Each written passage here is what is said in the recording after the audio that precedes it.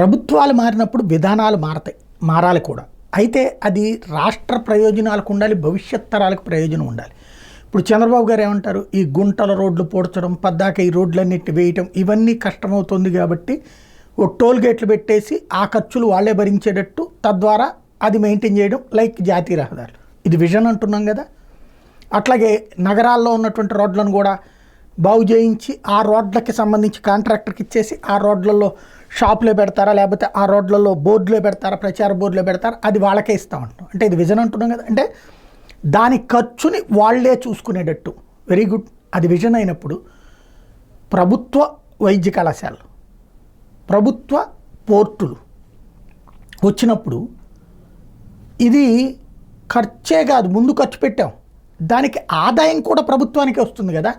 ఇప్పుడు దీంట్లో ఏంటి, మనం ఖర్చు వదిలించుకుంటున్నాం. రోడ్లు వేస్తే ఖర్చు వదిలించుకుంటాం అంతే కదా. రోడ్లు వాళ్ళకి అప్పచెప్పేస్తే కాంట్రాక్టరు మనకి 10 పైసలు ఖర్చు లేకుండా వాళ్లే చూసుకోవాలి. కానీ దానికి కూడా ఏం చెప్తున్నాం, వయబిలిటీ గ్యాప్ ఫండింగ్ అన్నటువంటి పేరుతో దాంట్లో వాళ్ళకి ఏమైనా లాస్ వస్తే మనం భరిస్తామని ప్లస్ ఇంకో రూపాయి వాళ్ళకి ఇస్తానంటున్నాం.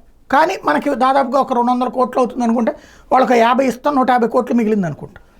ఇక్కడ ఖర్చు లేకపోగా ఎదురు ఆదాయం, పోర్టు చక్కగా నడుస్తుంటే ఆ పోర్టు నుండి మనకు ఆదాయం వస్తుంది. లైక్ అద్దెలాగా అనుకోండి. అట్లాగే ఒక హార్బర్ నడుస్తుంటే మనకు ఆదాయం వస్తుంది. ఒక మెడికల్ కాలేజీ నడుస్తుంటే మనకి మెడికల్ ఖర్చు తగ్గుతుంది, వైద్యం ఆరోగ్యశ్రీకి పెట్టే ఖర్చు ప్లస్ మనకి డబ్బులు వస్తాయి. ఇలాంటి ఒక చక్కటి దాన్ని ఇప్పుడు అవన్నిటి కూడా వేరే వాళ్ళకి ఇచ్చేసుకునేటటువంటిది, ప్రైవేట్ వాళ్ళకి ఇచ్చేసుకోవడం అన్నటువంటిది ఏ మేరకు రైట్ అన్నటువంటిది చర్చించాల్సినటువంటి అంశం. రామాయపట్నం, మచిలీపట్నం, మూలపేట పోర్టులు ప్రైవేట్కి ఇచ్చేస్తున్నారంటూ దాన్ని ఏది సాక్షి హైలైట్ చేస్తూ దాని వెనకాల ఈ కోణాన్ని టచ్ చేస్తుంది.